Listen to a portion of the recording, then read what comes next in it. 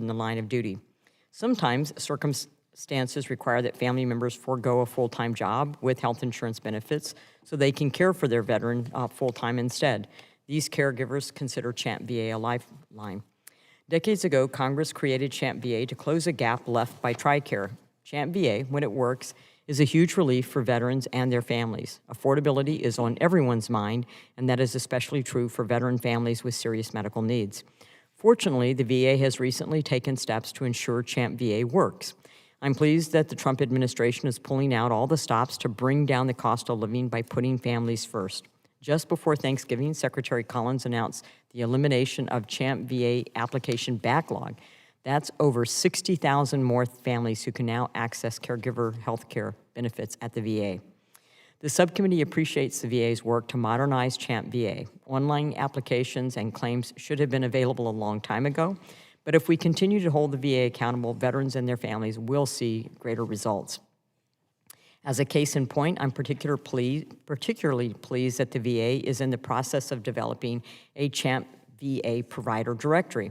This is after an abundance of feedback from members of Congress to the VA about the difficulty that beneficiaries have even finding someone who will accept CHAMPVA. The committee has been diligent in exploring solutions for a provider directory. I want to thank my friend and colleague, Oversight Committee Chairwoman Jen Kiggins, for her leadership on this issue, as she recently wrote a letter and introduced legislation to create this system for veterans and their families. Needless to say, we'll continue to exercise oversight to ensure that the CHAMPVA directory is fully implemented. Modernization like this and CHAMPVA's ongoing efforts enhances the convenience of using the CHAMPVA program. And now, VA can process applications and claims faster than they have in the past. I'm encouraged that the VA is now aiming to process 100% of electronic claims within 30 days. It should be noted that in the past, their stretch goal was to process 90% of electronic claims in that time. However, there are still obstacles and opportunities for this program. Navigating VA bureaucracy is never easy. I've heard that certain obstacles remain in CHAMPVA, and I expect our witnesses to highlight these issues today. Foremost, this subcommittee will do its part so that the VA can process 100% of all claims within 30 days, not only the electronic ones.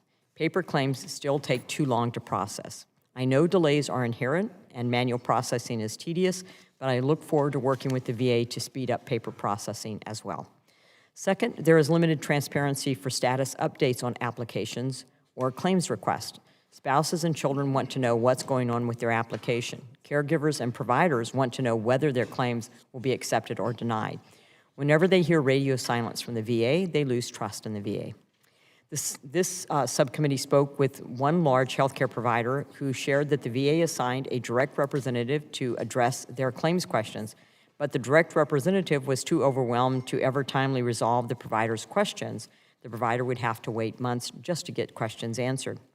And speaking as a veteran and a provider, I want to ensure this provider's experience is a thing of the past. There must be a better way to get information for families and providers so they know exactly what their benefits are ahead of time.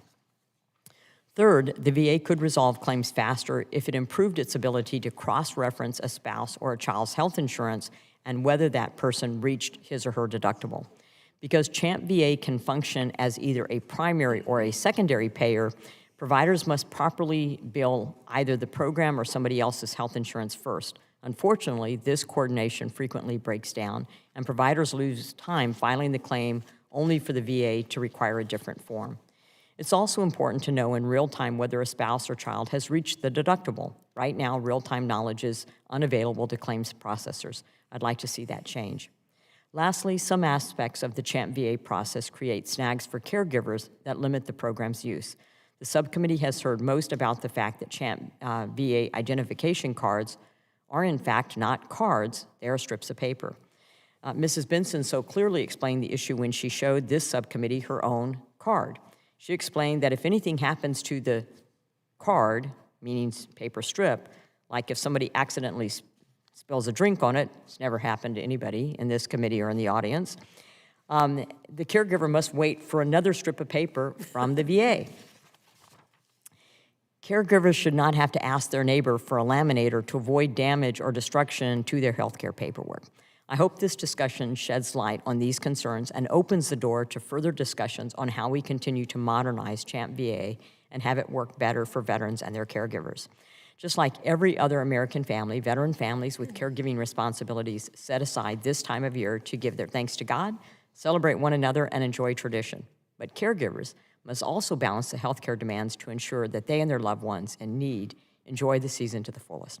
Our goal with this hearing is to make CHAMPVA work as it's intended to serve veterans' families. Finally, I'd like to thank beneficiaries like Mrs. Benson and many others from groups like Senator Elizabeth Dole's Foundation for sharing their stories and bringing CHAMPVA's issues to us. I now yield to Ranking Member Brownlee for any open remarks she may have. Thank you, Madam Chair, and thank you to our witnesses for being here today, and apologize for the waiting that you had to undergo. But I'm glad to have an opportunity to examine the CHAMPVA program and the significant opportunities for improvement in VA's administration of this program. I'd first like to note that the committee staff have not received a briefing from VA's Office of Integrated Veteran Care since December of 2024, a whole year ago. I hope you agree, Madam Chair, that this is wildly unacceptable, especially considering this office is responsible for administering community care programs that account for more than $40 billion per year in VA expenditures. Committee staff used to receive briefings from this office every other month. I'm very concerned that under the Trump administration, these briefings have completely stopped. CHAMPVA is just one of the programs the Office of Integrated Veteran Care administers, and it's my understanding that they were working on a number of initiatives to improve this program throughout 2024, but we have received no updates in nearly a year. I'm glad VA officials are here today to share their recent progress, but it's clear from our other witnesses' testimony that far more remains to be done, and we need more regular oversight of the CHAMPVA program.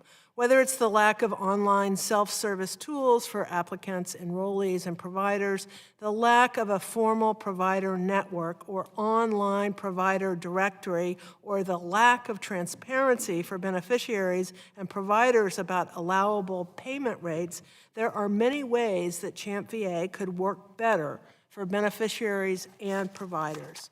As many of you know, I have long been a proponent of reforms for CHAMPVA. I strongly believe my legislation to allow dependents to remain enrolled until they turn 26, regardless of school enrollment, is necessary to ensure parity between CHAMPVA and most other health insurance plans. However, in previous testimony about my CHAMPVA bill, VA indicated that it does not view CHAMPVA as an insurance plan, but as a medical care benefit. As I said then, if it walks like a duck and swims like a duck and quacks like a duck, it's probably a duck. CHAMPVA has copays, annual deductibles, and maximum out-of-pocket costs. It has a formulary.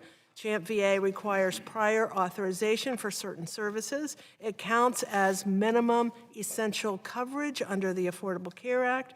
If that's not health insurance, I don't know what it is. VA needs to decide if it wants to continue to force caregivers and families of veterans to navigate a system that has all of the complexities and frustrations of health insurance and places all the burden of navigating that system on beneficiaries, or if it wants to provide the loved ones of fallen and severely injured service members and their caregivers of our most vulnerable veterans with the best support and health care benefits possible. That's my choice. Ms. Benson, I'm glad we have you here today to speak about your own experiences as well as your work with a Code of Support Foundation helping other families and caregivers navigate the system. It's clear from your testimony that you are well-versed in this program and how to navigate it, but VA should not be relying on beneficiaries to recruit providers, determine what codes will allow VA to process claims, and know every step of a complex appeals process. The way the system is currently set up, it seems you need endless hours of free time and the equivalent of a PhD in health insurance just to make sure your family can get covered for the care you need. This obviously is not acceptable. I believe it's clear to everyone in this room that there is massive room for improvement in the CHAMPVA program. This hearing is a good step at providing insight and oversight, but I hope it won't end here, and I thank you. And Madam Chair, thank you for the hearing, and I yield back. Thank you, Ranking Member Brownlee. I'd now like to introduce our witnesses who have been very patient through this process, so thank you again. Testifying before us today, we have Dr. Maria Llorente, Acting Assistant Undersecretary for Health at the Office of Integrated Veteran Care at the VA. She is supported by Mr. David Fennell, Director of Veteran and Family Member Programs, including CHAMPVA. Mrs. Caira Benson, Veteran Support and Strategic Initiative Specialist at the Code of Support Foundation. She is also a CHAMPVA beneficiary. And Mr. Jim Zenner, National Policy Director for the National Association of County Veteran Service Officers. Dr. Llorente, you're now recognized for 5 minutes to present your testimony. Thank you. Chairwoman Miller-Meeks, Ranking Member Brownlee, and distinguished members of the subcommittee. Thank you for the opportunity to testify today about the Civilian and Medical Program of the Department of Veterans Affairs, or CHAMPVA, a vital program that provides healthcare coverage to eligible spouses, children, survivors, and caregivers of qualifying veterans. Joining me today is Mr. David Fennell. He's the Director of Veteran and Family Member Programs in the Office of Integrated Veteran Care. CHAMPVA plays a critical role in supporting the families of veterans who've made profound sacrifices in service to our nation. My testimony today will provide an overview of the program's eligibility criteria, current operations, recent improvements, and opportunities for continued collaboration with Congress to ensure timely, efficient, and equitable access to care. Authorized under the United States Code Title 38, Section 1781, CHAMPVA provides healthcare coverage to eligible spouses, surviving spouses, and children of veterans who are permanently and totally disabled due to a service-connected disability, or who died as a result of a service-connected condition, or who died while rated permanently and totally disabled from a service-connected condition. It also covers certain survivors of members who died in the line of duty and certain primary family caregivers under the Program of Comprehensive Assistance for Family Caregivers. To be eligible for CHAMPVA, the individual cannot be eligible for TRICARE. As of November 2025, CHAMPVA provides healthcare coverage to more than 1 million beneficiaries. The program receives approximately 4,000 new applications every week, and more than 90% of medical and pharmacy claims are now processed electronically within days of receipt, ensuring timely reimbursement and continuity of care. Under the leadership of Secretary Collins, and thanks to recent reforms, the application backlog, previously exceeding 70,000 cases, has been eliminated. New applications are now processed in a matter of days. The appeals backlog has also been reduced from over 20,000 to approximately 1,000, with continued progress underway. These improvements reflect Department of Veterans Affairs' commitment to veteran-first service delivery, accountability, and efficiency. Under the last administration, CHAMPVA faced significant delays in application and appeals processing due to increased demand, staffing constraints, and reliance on legacy manual systems. Some applicants waited over 150 days for determinations. Under Secretary Collins' leadership, VA implemented a two-pronged strategy, authorizing overtime for application processors and introducing enhanced process engineering and new automation to streamline workflows. These actions have assured timely access to benefits for eligible CHAMPVA beneficiaries. VA is modernizing CHAMPVA operations to reduce bureaucracy and improve the user experience. In December 2025, we will complete the transition to a more automated application processing system, increasing efficiency and reducing manual workload.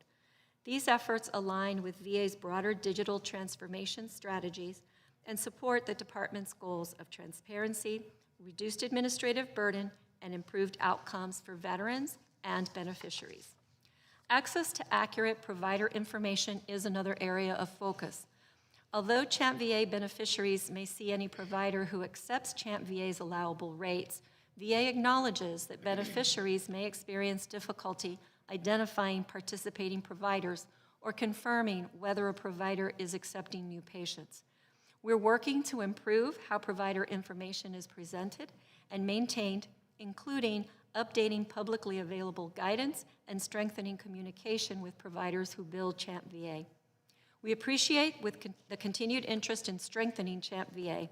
Over the last few months, VA has made significant strides in eliminating backlogs, modernizing systems, and improving access.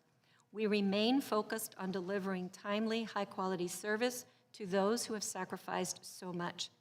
This concludes my statement, and we look forward to responding to any questions that you may have. Thank you, Dr. Llorente. Mrs. Benson, you're now recognized for 5 minutes to present your testimony. Chairwoman Miller-Meeks, Ranking Member Brownlee, and members of the House Veteran Affairs Subcommittee on Health, thank you for inviting me to testify today. It's my honor to return to further the discussion on the inefficiencies and inequalities within the Department of Veterans Affairs CHAMPVA program. At the CODA Support Foundation, we work with veterans and their families every day. Our digital resource hub, Patriot Link, has served over 67,000 military community members to find needed supports and resources. Our case management team has already worked with over 1,300 family members this year to navigate local, regional, national, and government partners to achieve stability through needed financial, social, physical health, and mental health supports. But I'm not just here as an employee. I'm here as a caregiver, an advocate, an Elizabeth Dole Foundation fellow alum, and a CHAMPVA user. I care for my husband, who deployed twice to Iraq as a combat engineer between 2003 and 2006. My husband suffered multiple traumatic brain injuries during his years of service, complicated by toxic encephalopathic process, most likely due to chemical exposure. My 5 children and I enrolled in CHAMPVA in 2017 when my husband was awarded permanent and total status for service-connected injuries. We breathed a sigh of relief, knowing that we would have the safety net of health care for myself and our children, 3 of whom have needed specialty medical care through the years. I testified in June of this year to the subcommittee about the nightmare navigating CHAMPVA has been for our family. Highlights of that nightmare include having to sign a $110,000 promissory note to ensure a needed hospitalization occurred and the chance that CHAMPVA refused payment, and being sent to collections when CHAMPVA claims payments didn't occur in a timely manner, with one provider waiting over 27 months for payment. CHAMPVA's appropriate care has felt anything but appropriate. I'll not rehash my earlier testimony. I know the committee is interested in how the situation looks for CHAMPVA today, if changes have been made, and how those changes have been received since my last testimony. I commend VA for finally clearing the CHAMPVA application backlog. It is beyond time to process applications in real time. I was also overjoyed to hear that claims being submitted electronically are being paid quicker than previously. Yet even with that good news, the situation on the ground for CHAMPVA users remains murky. While the application backlog is cleared, only 2 families I know waiting on their decisions have received notifications of such to date. Provider acceptance of CHAMPVA still remains a challenge. I had a medical complication this year which required me to travel over an hour for outpatient procedures, as they were the nearest willing provider to file. I still pay out of pocket for my children's mental health providers, as we have yet to find a provider who accepts CHAMPVA mental health for kids. I know I'm not alone. At CODA Support, one of our most frequent requests is mental health supports for dependents. We have multiple national and regional providers we work with for those supports. 5 take TRICARE and refuse to take CHAMPVA. To quote one, VA is too difficult to work with. It's hard to place blame on the providers for declining CHAMPVA. Indeed, VA has made it difficult on providers filing claims and on users looking for providers. Lack of a provider network and published fee schedules, unclear claims filing processes, and varied claims payment times contribute to the difficulties. Appeals for denied coverage under CHAMPVA are difficult to navigate as well. A CHAMPVA enrollee recently had her child's claim for an ambulance ride during an anaphylaxis event denied. It took us an hour of digging through claims denial letters, EOBs, and CPT codes to understand what had happened. The denial was due to inaccurate billing codes. While we do not believe the CHAMPVA enrollee will be charged for the ambulance ride, the denial letter listed 3 appellate structures, none of them the clinical appeal option listed on the CHAMPVA website. None of them offered an option for a third-party review, something that was considered routine in today's world of denied insurance claims. As they did in the Senate Veterans Affairs Committee on May 21, 2025, VA has argued in the past that CHAMPVA is not an insurance product. It's a medical service. I remain steadfast. The industry, the federal government, and more often than not, VA itself treats CHAMPVA as an insurance product. If we choose to shop for insurance through Healthcare Marketplace, CHAMPVA enrollees are not eligible for financial assistance nor advanced premium tax credits. Every year, CHAMPVA enrollees receive a 1095-B attesting to the fact that CHAMPVA accounts for minimal essential coverage under the Affordable Care Act. Finally, even VA states that CHAMPVA is only available to caregivers in the VA's Program for Comprehensive Assistance to Family Caregivers when they have no other health insurance. Thus, CHAMPVA identifies itself as an insurance plan when it offers proof of coverage and bars use of its plans in the face of other coverage. Indeed, the stance that CHAMPVA is not an insurance product is detrimental to veterans' families. At Code of Support, I recently walked a disabled veteran through enrollment for his wife into CHAMPVA.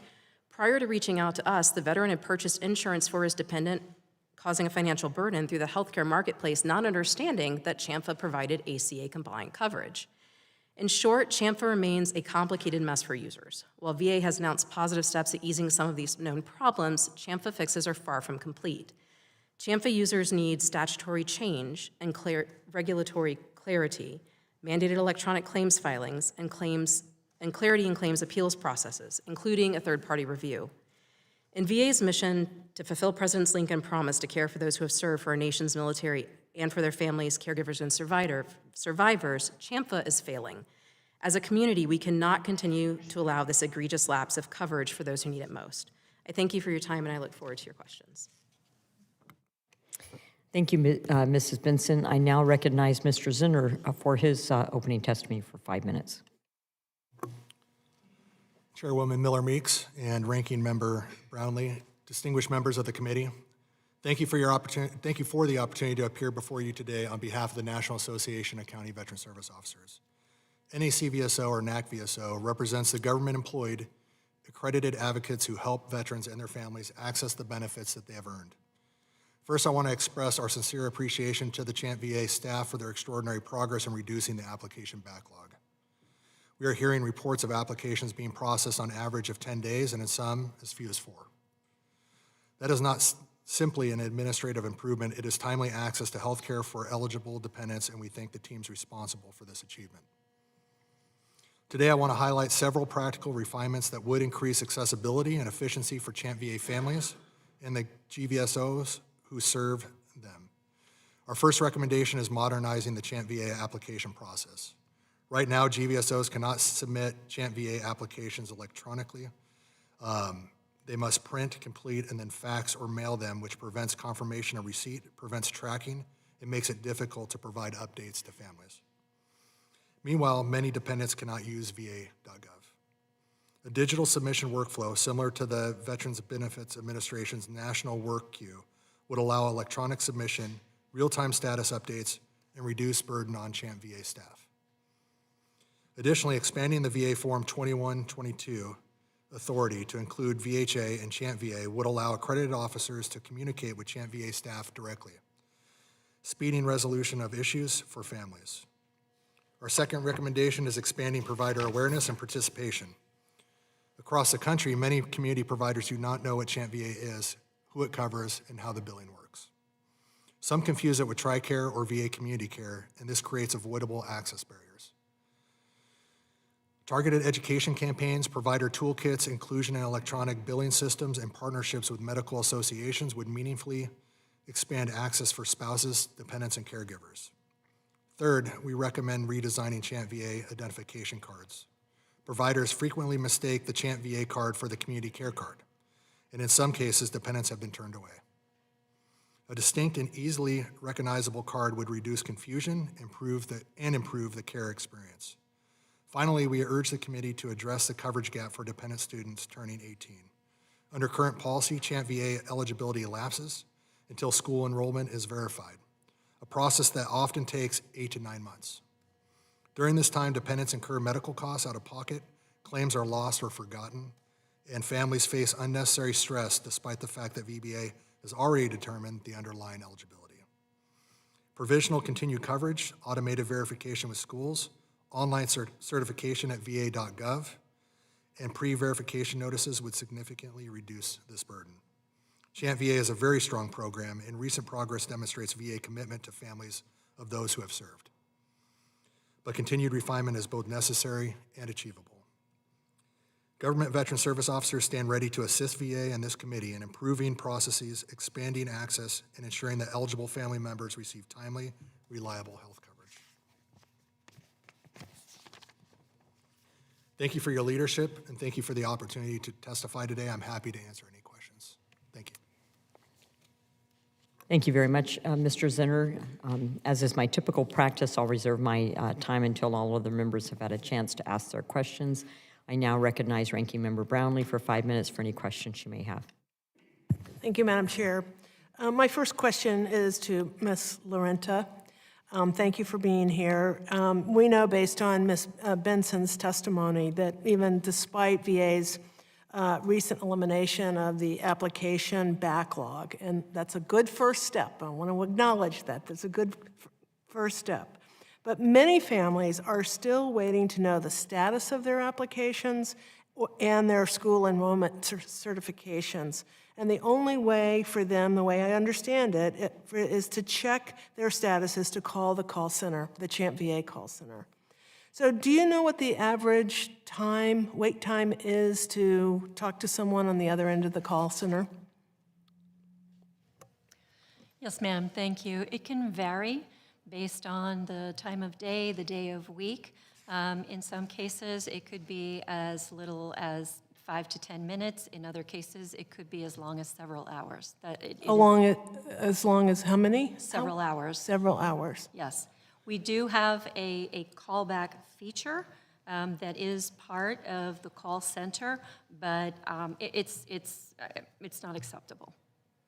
Well, I know the committee staff called the service line 4 times, and all 4 times there was a message saying that the wait time would be over 2 hours. Not 2 hours, but over 2 hours.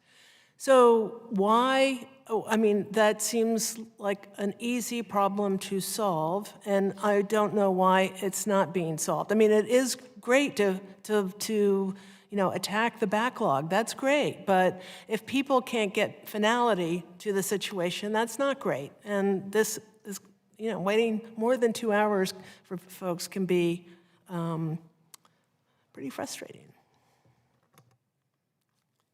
Yes, ma'am, I agree with you. We are taking a series of steps in order to address the issue, and I wish that it was an easy problem to solve, because please be assured, if it was, it would have been solved. Some of the various steps that we are in the process of taking are looking at our workflows, standardizing some of the workflows. We've also begun leveraging additional contractor support. We do have a contractor with whom we work that assists in surging and answering the call center. A very important step that we are working on conducting is being able to do online status verification, so that there would not even be a need for a phone call. The veteran and or the beneficiary would be able to check online and be able to see the status of their application, the status of their claim, and we are planning to be able to do that in 2026. Efforts are underway. These are some of the steps that we're taking. Okay. Until that program happens, if somebody is waiting over 2 hours to talk to a live human being, their issue has not been resolved, then do they just they have to say thank you very much and try next week and go through the same exercise, or do you prioritize that person and call them back with a resolution to what the issue is, so that they don't have to continually go through this horrendous process? Yes, that is one of the features that are part of our call centers. We are able to call the veteran and or the beneficiary back. Okay. Ms. Benson, so again, thank you for being here. You've been quite helpful to us looking into this process, so really appreciate your time and focus on this. In your testimony, you discussed how difficult it's been to find pediatricians and mental health care providers willing to accept the CHAMP VA payment. So, and I know you talked about, having a list of a network of providers, that you can reference somehow. I don't think that that's going to happen overnight. We're still arguing with the VA whether this is an insurance policy or not. But what are your suggestions? What do you think VA could do to encourage more providers into this program?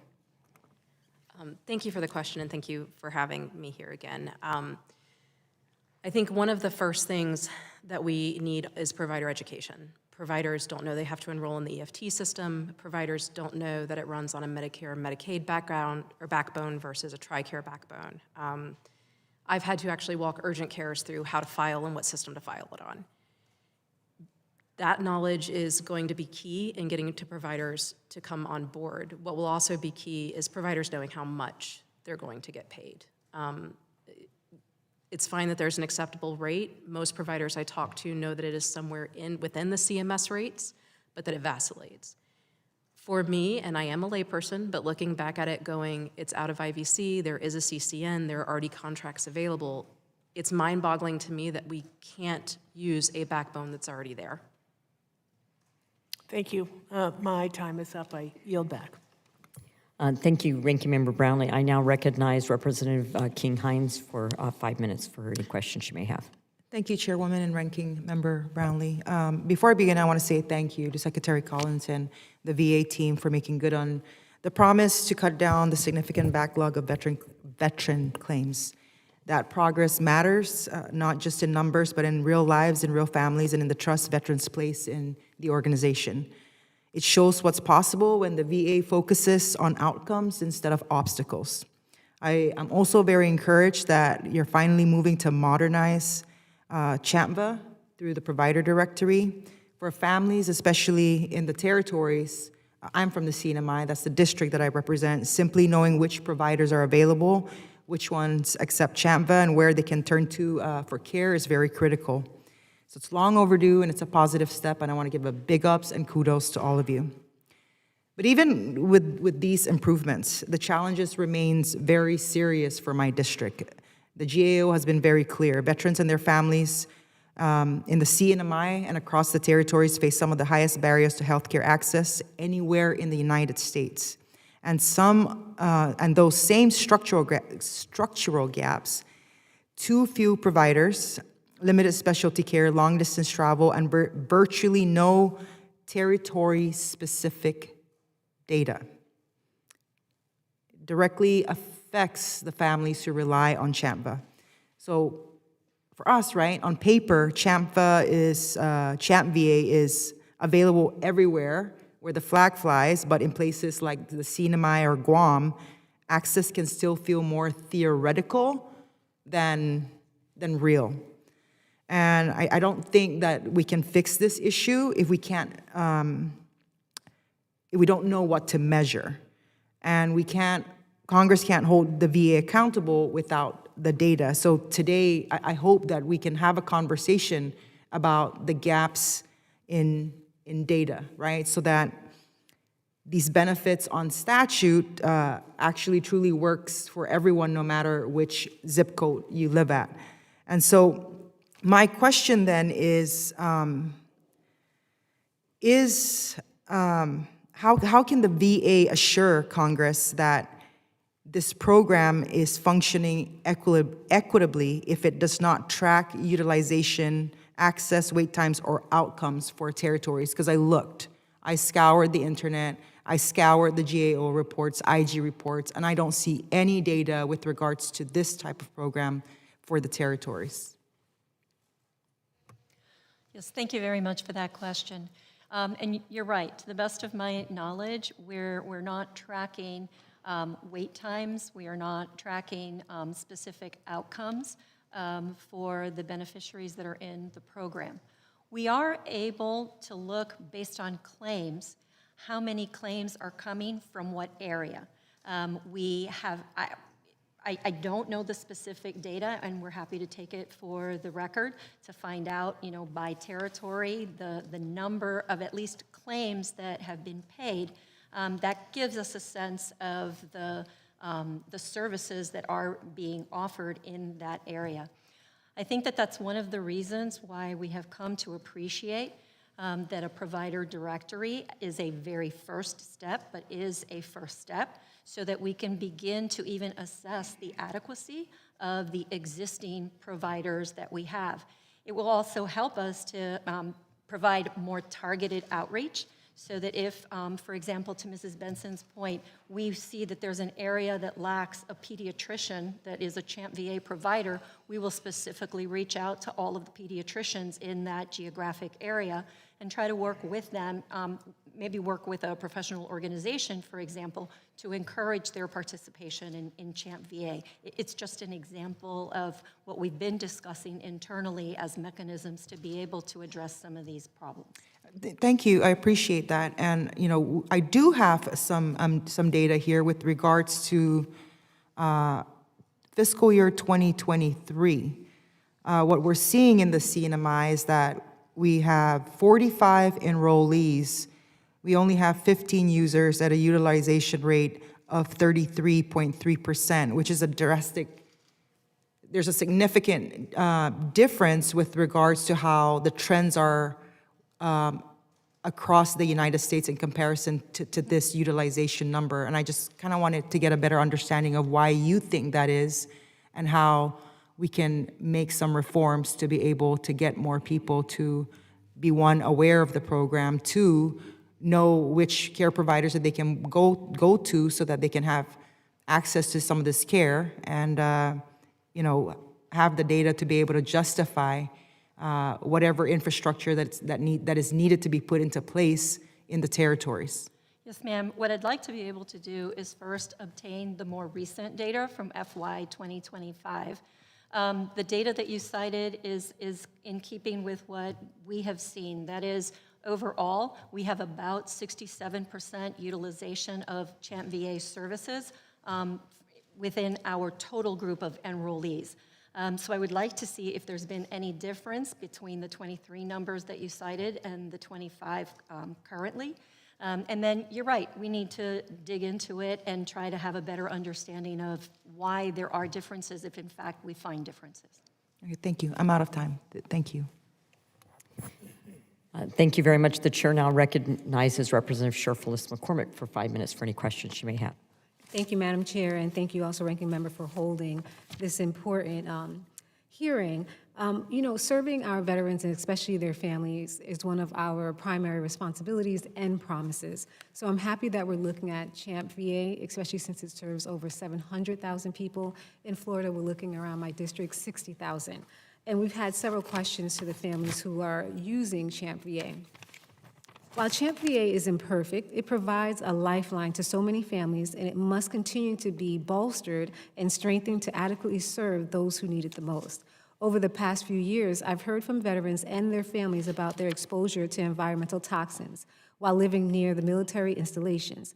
Whether it's Red Hill or Camp Lejeune, we've seen the devastating effects of toxic exposure on families like cancer, infertility, and neurodivergent diseases. This is of concern for military families, and no military family should be left behind to fend for themselves. Dr. Llorente, has your department looked at expanding the scope of CHAMPVA to include military families who have been exposed to toxins? At this point in time, the eligibility criteria are in statute, and we include or deem that a family member is eligible based on those existing criteria. Within the Veterans and Family Member Program, we do have certain outcomes-related additional programs, such as the Spina Bifida program. We have the smaller Vietnam veteran women's whose children have certain disabilities. And then we also have the Camp Lejeune Family Member Program. Each of those is designed for very specific situations, very specific toxic exposures. And so those are the programs that we currently have. And do you think there could be other avenues to provide coverage, or do you think that CHAMPVA can solely handle it? Well, because I've described some very, very specific areas, they only covered those areas. Mm-hmm. We're more than happy to work with Congress in order to explore any other areas that, you know, could be assessed and reviewed in the future. I guess my question also is, because we're thinking about how many people are actually being exposed, are there other departments or other areas that we should look into in addition to CHAMPVA? I don't know if you would know that answer. I was just about to say, I don't think that I'm necessarily prepared to address that question today, but more than happy to take it for the record and reach out to some of our other program offices that I think are better suited to be able to address that question. Thank you. While I'm optimistic about the future of CHAMPVA, I understand that the current program is not without its issues. Ms. Benson, I was deeply disturbed to hear that you had to put over $110,000 promissory note in CHAMPVA, refused to cover a medically necessary hospitalization. This is definitely unacceptable. No person, especially the spouse of a veteran who has served our country, should ever have to put a down payment just to see a doctor. Dr. Llorente, how typical is this required for people to put down a down payment? Congresswoman, I have to be frank with you. I've not ever encountered this type of a situation before, and I would like to separately reach out to Ms. Benson to have a little more detail about the specific circumstances, not only to be able to address this specific issue, but to have a sense of, are there gaps that we're not addressing so that we can figure out what are the steps that need to be taken so it doesn't happen to other people. So is this the first time you're hearing of this kind of situation? It's the first time I'm hearing of it, yes, ma'am.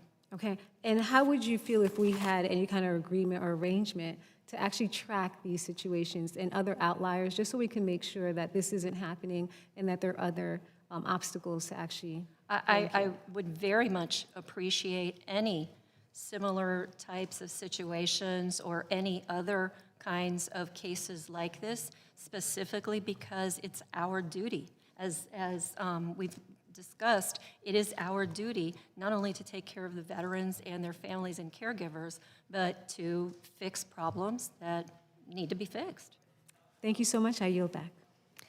Thank you. The chair now recognizes Dr. Dexter for 5 minutes for any questions you may have. Thank you very much to Chairwoman Miller-Meeks and to Ranking Member Brownlee for again having this very important hearing, and thank you to our witnesses for coming to testify today. According to data from the Veterans Health Administrator's Office of Integrated Veteran Care, there are over 10,000 Oregonians enrolled in CHAMPVA, and to those Oregonians, we have made a solemn promise, as we have been discussing, that in return for the immense sacrifices their family members have made, we will ensure they get access to health care services they need. However, as Ms. Benson has shared in her testimony, we continue to fall short on delivering on that promise. When a family member who is owed care through the VA is sick, the last thing in the world that they should be doing is fighting through red tape to be seen. And they most certainly should not be signing promissory notes agreeing to pay hundreds of thousands of dollars for care in case the VA payment falls through. So as the number of CHAMPVA beneficiaries continue to grow with PACT Act implementation, and if more families are forced to turn to this coverage because Congress is unable to implement a fix to the ACA premium tax credit enhancement being taken away, we must be focused on getting this system to work better for families. Dr. DeLaurenti, in your testimony, I was pleased to see discussion of the need to address the dearth of information about where CHAMPVA beneficiaries can seek care. As I understand it, under the current system, beneficiaries have to individually contact providers, and we have discussed that. It's obviously frustrating and it needs updating. It strikes me that one solution to the dearth of option available to CHAMPVA beneficiaries would be to require community care network providers to accept CHAMPVA payments. This would also have the benefit of meaning VA would only have to maintain a single provider directory. Can you comment on any statutory or regulatory hurdles that would need to be overcome to consider this as an option? I appreciate that question. I don't know the answer to that question. Let me check for a moment with Mr. Fennell to see if he has some recognition or knowledge to be able to address. I think it's an unfair thing to ask on the fly for you to put testimony before a congressional hearing. So I'll just ask that we do, and we ask for many questions to be responded to, and often we don't get them. If I can just assure myself that you will get back to me, that's Absolutely. Totally appropriate. Thank Yes. you. As this committee continues to discuss and conduct necessary oversight of this program, Dr. DeLaurenti, can you share the date on which the number of backlogged applications peaked and the number of pending applications on that date? Like the high point when we had the worst backlog? Yes, ma'am. It was approximately in May of this year, 2025. Okay, thank you. And can you share the percentage of applications that were approved versus denied in 2025 compared to the same period in the prior fiscal year? I don't know the percent approved in FY24. I do know that in FY25, approximately 80% of the applications are approved. Okay, thank you. And I have heard that VA, to clear this backlog, they have set up a separate queue for beneficiaries that have another form of insurance with an unreported backlog. How many applications are in this queue awaiting a determination from VA? I'm going to ask Mr. Fennell to address that question, if you don't mind. No, please, Mr. Fennell. Yes, thank you for the question. And currently, we are now processing and have the ability to process OHI with the application. So that's a process improvement that we've included in order to expedite both of the processing of OHI, other health insurance, and the CHAMPVA application.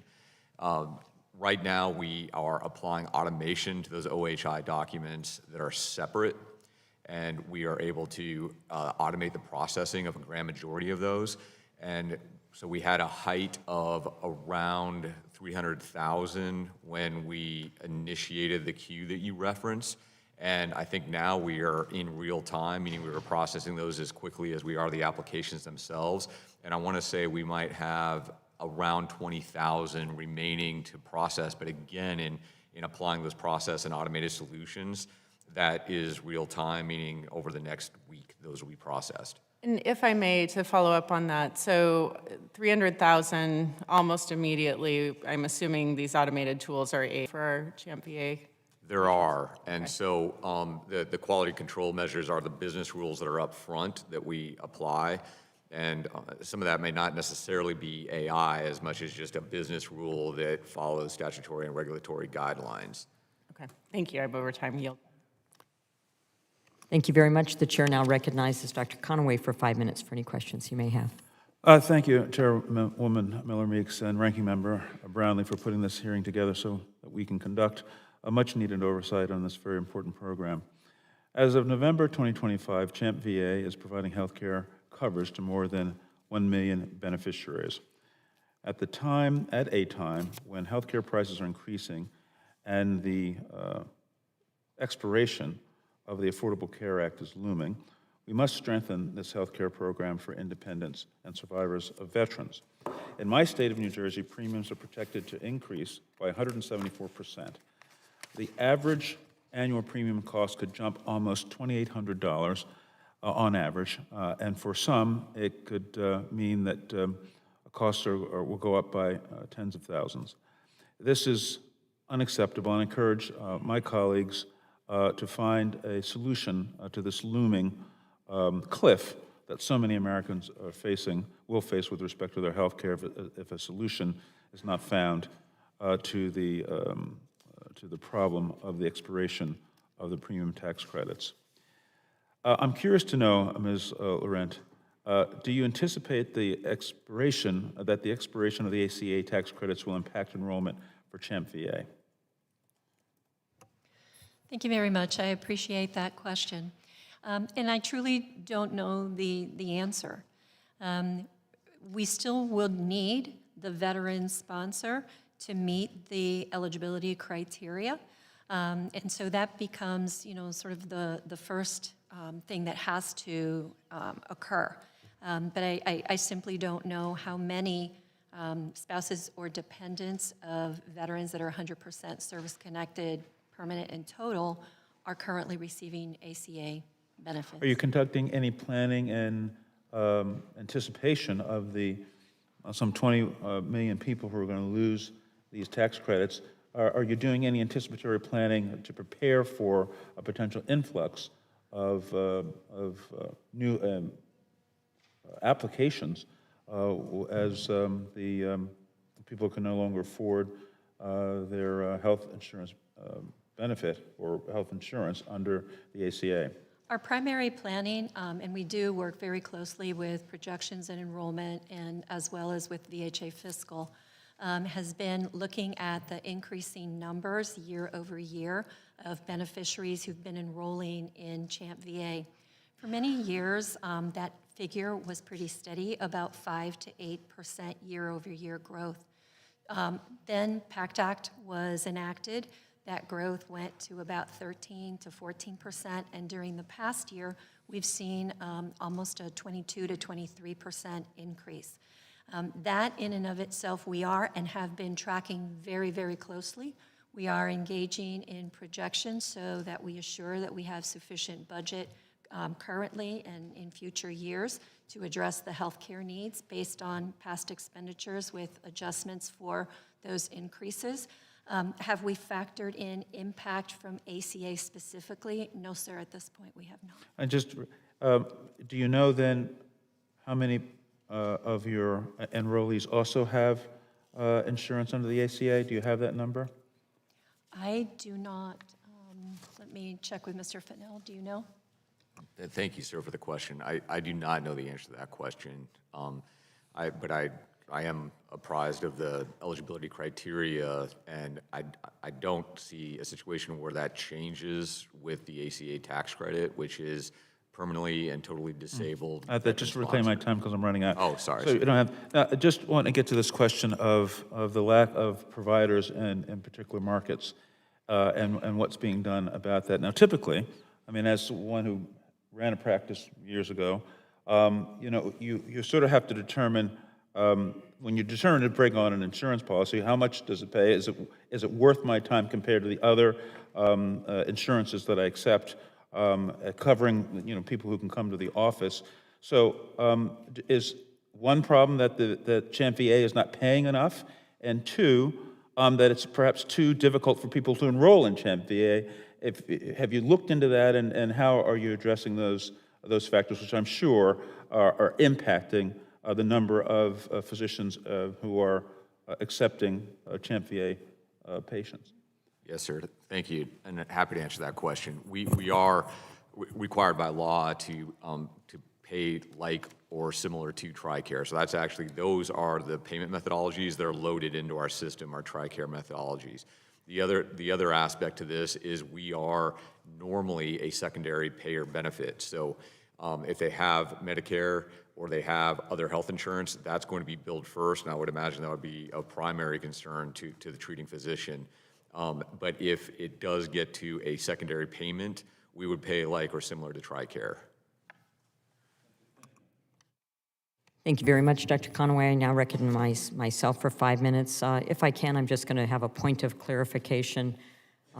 Certainly myself and members of my party and members of this committee want to make sure that healthcare costs are brought down for everyone, not just a select few that may be on enhanced premium tax credits. And the premium tax credits under the ACA are not expiring. Only the enhanced premium tax credits are expiring. So I thought I would put forth that clarification since this is entered into the record.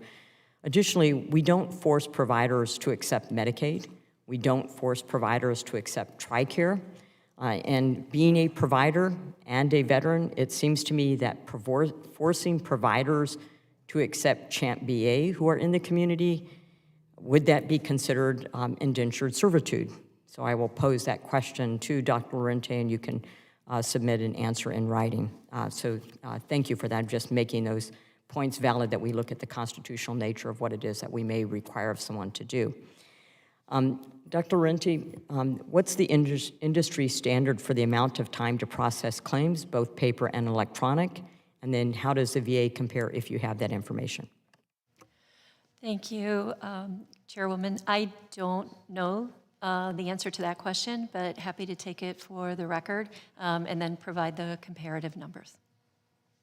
And then I applaud the efforts at getting through the backlog and applying more technology to improving backlog, and also your efforts in trying to keep family members and providers up to date on the status of their claims.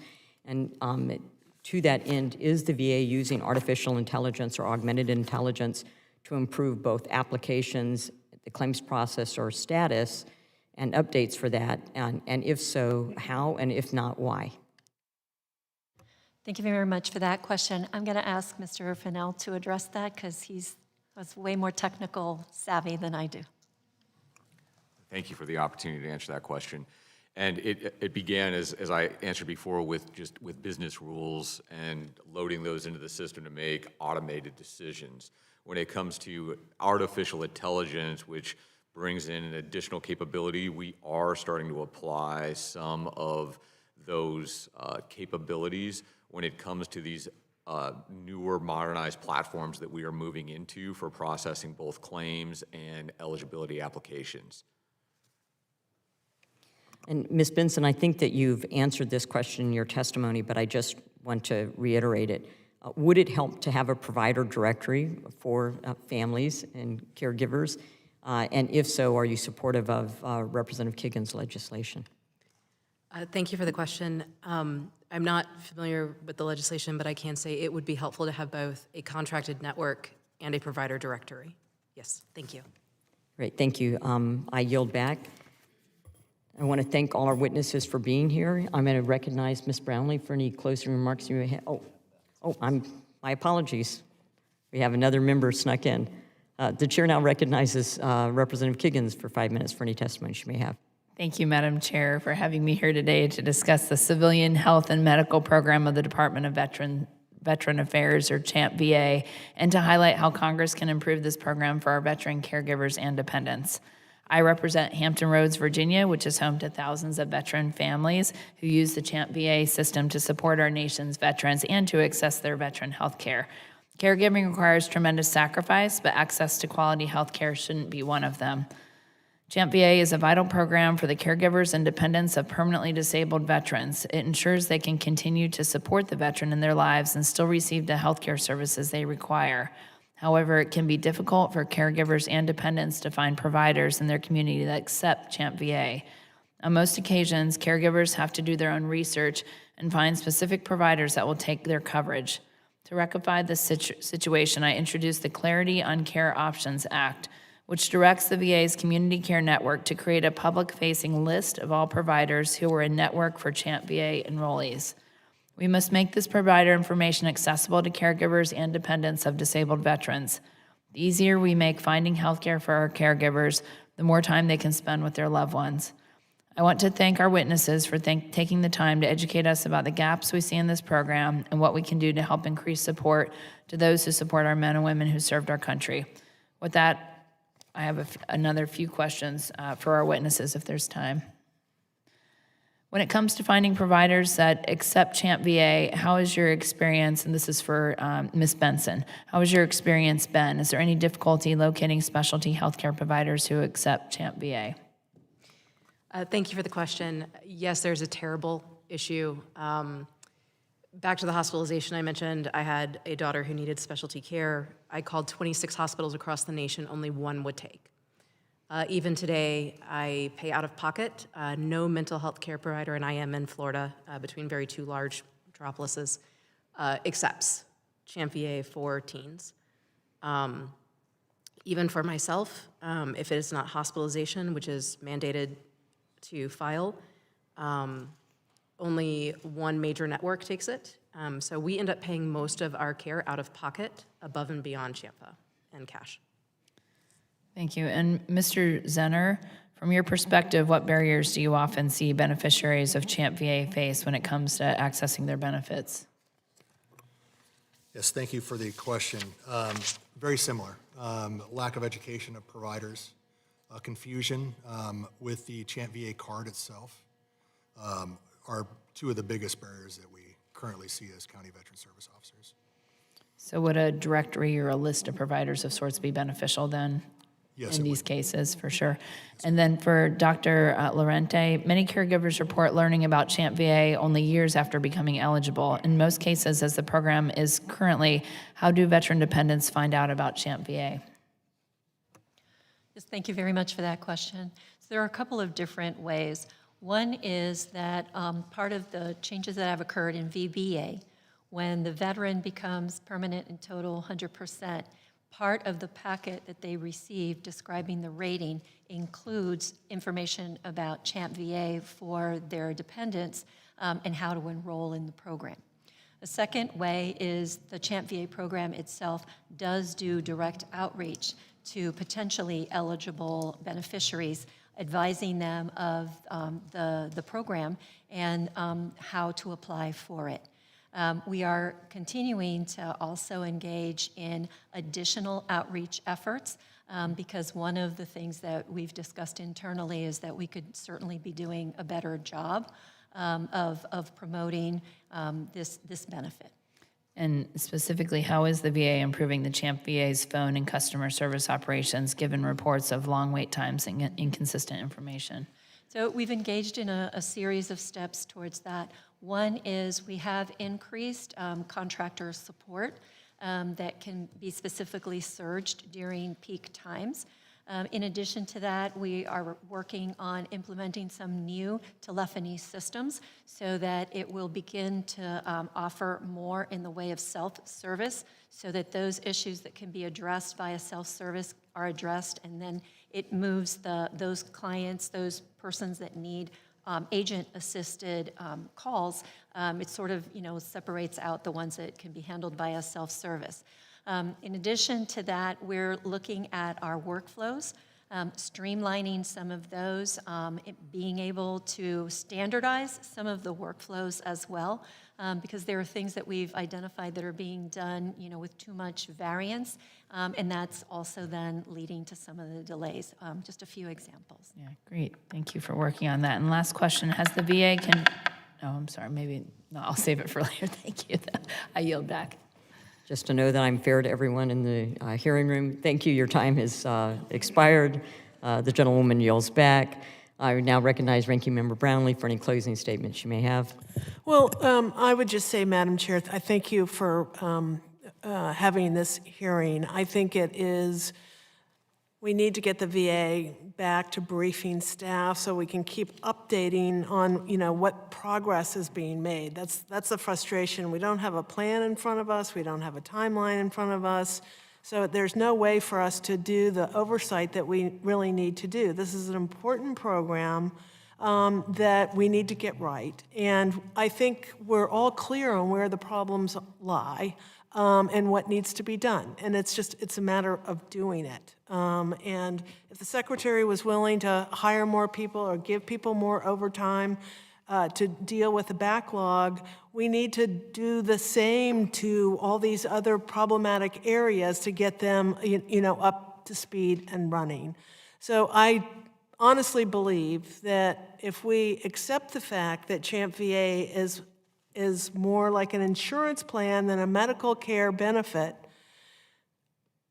you will see directly what needs to be done and how to do it if you just follow the model of what insurance plans do, and including a directory of providers, whatever. But we need to have the oversight, and I hope we can have another hearing to do our due diligence as we move forward. But I thank you all for being here. And Ms. Benson, thank you for being here. Thank you for all the help that you do for so many other veterans who need your help, veterans, their families, and caregivers who need your help and support.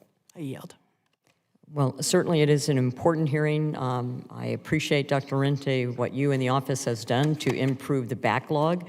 And then your continued work on keeping family members and caregivers trying to improve the knowledge of where their claims are, and then the other efforts that we need to take on provider education, as Ms. Benson and Mr. Zenner had said, how to file claims and how much they're paid so that we can get providers into this very important program to make sure that both family members, spouses, and caregivers are aware and have access to the benefits that those veterans have earned for them. I'd like to take this time to thank everyone for their participation. Thank you so much for your patience, and I do apologize. Although it was out of my hands, I still feel it's necessary to apologize for the inconvenience to you all and to those who wanted to participate in today's hearing. And I appreciate the discussions we've had on this important topic, and we will continue to have oversight. The complete written statement of today's witnesses will be entered into the hearing record. I ask unanimous consent that all members have 5 legislative days to revise and extend their remarks and include extraneous material. Hearing no objections, so ordered. I thank the members and the witnesses for their attendance and participation today. This hearing is now adjourned.